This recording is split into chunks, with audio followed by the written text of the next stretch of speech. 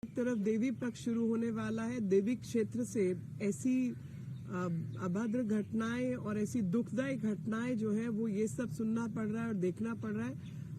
अत्यंत दुख का विषय है जिसमें एक लड़की की गर्दन काटकर पूल ऑफ ब्लड के अंदर खून के बीच में लाश मिली है जली हुई हालत में, ताकि उसका चेहरा ना पहचाना जाए। और ये 24 परगना बंगाल की घटना है और ये घटना याद दिलाती है किस प्रकार से लगातार महिलाओं के प्रति होने वाले अपराध जो है वो बंगाल में पाए जा रहे हैं। और ममता दी जो माँ माटी मानुष की बात करती थी, आज उन्होंने उस देवी क्षेत्र को बॉम्ब बुलेट और बेटी के साथ अन्याय में बदल दिया है, जो कि इन सब चीजों से स्थापित होता है।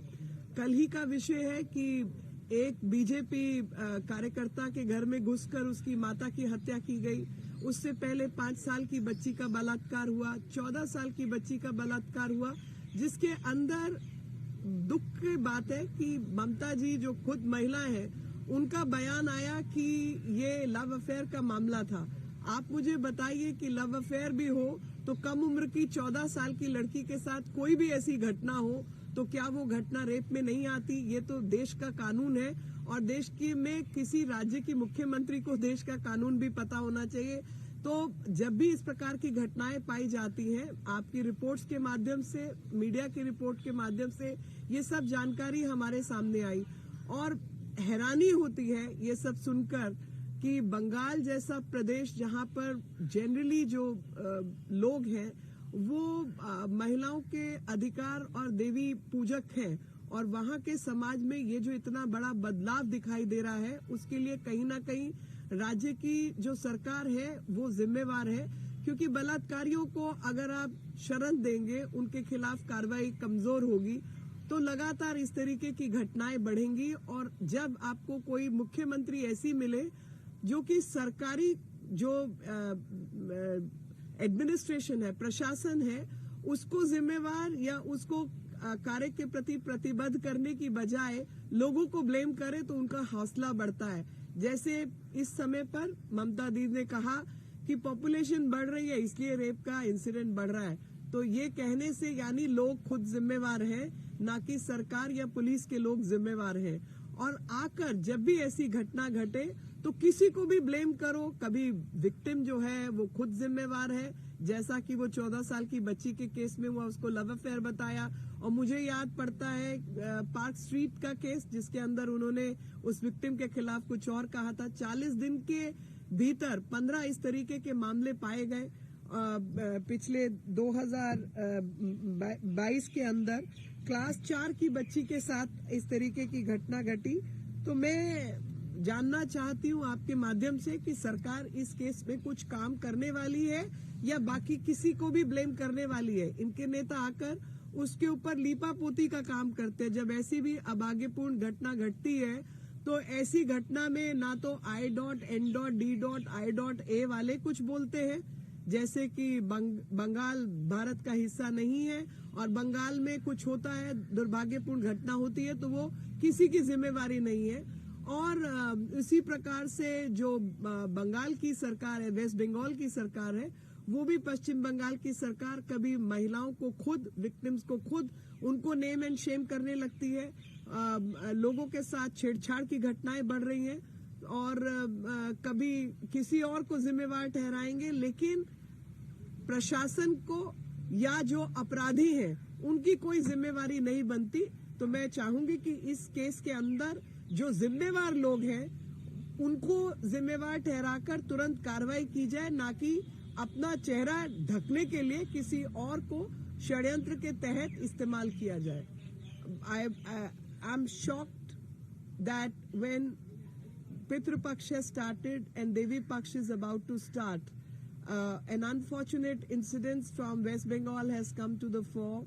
We've come to know that a brutal murder has taken place in which a woman's neck has been slit open and the dead body was found in charred condition in a pool of blood, so that her identity cannot be established. And this has happened in 24 Pargana.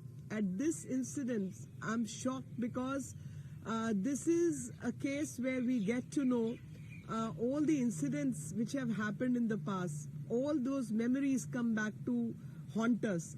The memories of revenge rape which took place immediately after the post-poll violence, in which no action had been taken by the West Bengal police and the administration. At that point in time, these women had to go to the court, to the High Court and Supreme Court, and file affidavits. In spite of them filing the affidavit, the action on the level of administration was found missing. When a 14-year-old girl's rape had taken place, at that point in time, Mamta, the none less than the Chief Minister of the state, blamed the girl and called it a love affair, which is shaming and naming the victim, and that is what has happened in the past.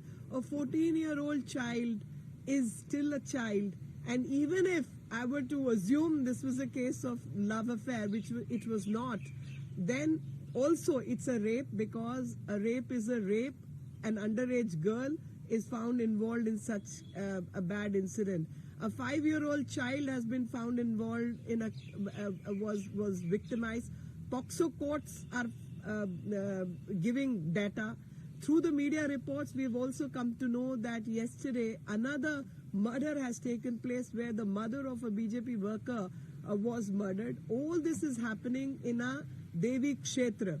This is happening in a place where Devi is worshipped, and society by and large is respectful to the women, and rights of women are respected. So a land, a geography which was known for Ma Mati Manush has converted itself under the awful administration of TMC party into bomb, bullet and beti ke saath anyay, which is what everyone is witnessing these days. In 40 days, 15 cases of rape and victimization of women have taken place, and repeatedly such incidents are taking place because somewhere the confidence of wrongdoers and the criminals is enhanced because they have some kind of support, or lackadaisical approach of the administration has enhanced their hosla, their confidence, and they are able to get away with these kind of crimes. If there is any question, I'll take that question. में भी एक मामला सामने आया है ma'am, वहाँ पर जयपुर जिले के जमवारामगढ़ क्षेत्र में महिला को जला दिया गया और उसको फेंक दिया गया है सड़क पर। इस पर राजस्थान की जो कानून व्यवस्था है उस पर देखिए, मैं यही कहना चाहती हूँ कि महिलाओं के विषय की बात आती है तो ये राजनीति करने के लिए तुरंत उतर पड़ते हैं। महिलाओं के साथ दुर्भाग्यपूर्ण घटना किसी भी राज्य में हो, उसको हमें सिंगल हैंडेडली कंडेम करना है और कानून व्यवस्था को उसके पक्ष में लाके खड़ा करना है। तो विषय ये है कि जहां जहां इस तरीके की दुर्भाग्यपूर्ण घटनाएं सामने आए, चाहे वो राजस्थान हो, चाहे वो बंगाल हो या कोई भी राज्य हो, वहां पर तुरंत जो जवाबदेही है वो प्रशासन की बनती है और नियम कानून के अनुसार ऐसे सब मामलों में तुरंत कार्रवाई होनी चाहिए। और यही मैं उम्मीद करती हूँ कि हर राज्य के अंदर इस प्रकार की कानून व्यवस्था हो जहां पर महिलाओं के केस जो है उनके ऊपर तुरंत संज्ञान में लिया जाए और कार्रवाई की जाए। I.N.D.I.A. वालों से मैं जानना चाहती हूँ कि इन दोनों के प्रति आप कुछ अपना बयान देंगे। मैं लड़की हूँ, लड़ सकती हूँ, मगर जिन लड़कियों की लड़ाई है उनके साथ आप खड़े हुए क्यों नहीं दिखाई दे रहे? उन सब विषयों के ऊपर आपकी आवाज क्यों मिसिंग है, मैं ये जानना चाहती हूँ। मुझे याद है कि लगातार इस तरीके की घटनाएं घटी हैं और उन सब के मामलों में जो भी प्रशासनिक कार्रवाई है, जो भी पुलिस व्यवस्था, कानून व्यवस्था की कार्रवाई है, हम उसकी मांग करते हैं। और वापस आप सबके माध्यम से मैं याद दिलाना चाहती हूँ कि बंगाल के अंदर पोस्ट पोल वायलेंस के अंदर जब चुनाव हो गए, उसके बाद जिन लोगों ने इनके खिलाफ न्यायपूर्ण तरीके से इलेक्शन में काम इनके विरोध किया, उन महिलाओं के साथ रेप केसेस हुए और उन महिलाओं के साथ जब इस प्रकार के रेप केसेस हुए, बलात्कार के केसेस सामने आए, तब ऐसे समय पर क्यों बंगाल की सरकार ने उन महिलाओं के पक्ष में केस दर्ज नहीं किए? उन सब के cases affidavit high court supreme court में दाखिल करवाने की नौबत आई।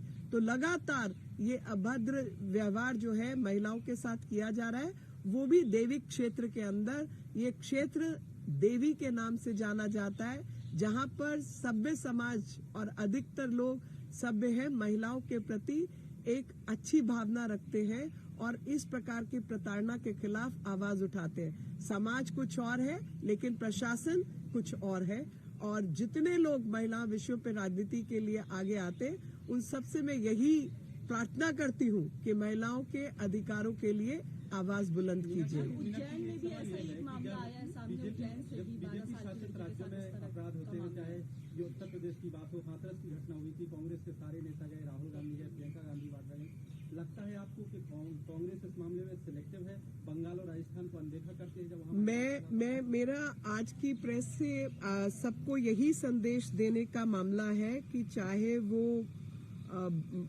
उत्तर प्रदेश का मामला हो, हाथरस का, जहां पर ये सब लोग पहुंचे थे, इन सबसे आग्रह है कि अब आप जो है वेस्ट बंगाल, पश्चिम बंगाल भी पहुंचे और वहां जाकर मामला दर्ज हो और जो हत्यारे हैं उनके खिलाफ कार्रवाई हो, इसकी मांग करें।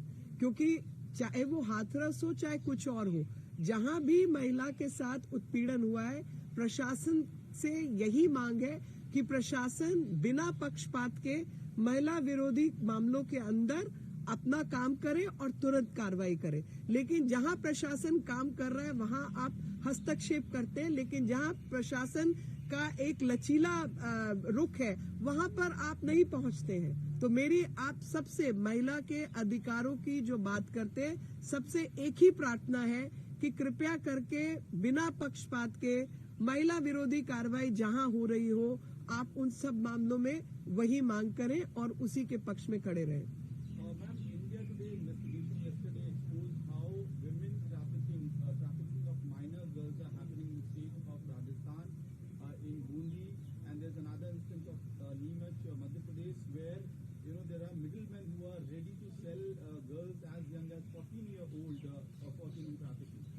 No, I mean, whoever is working for the cause of women, without getting into the detail, trafficking is a very, very serious offense. And I know it's happening in Chhattisgarh also.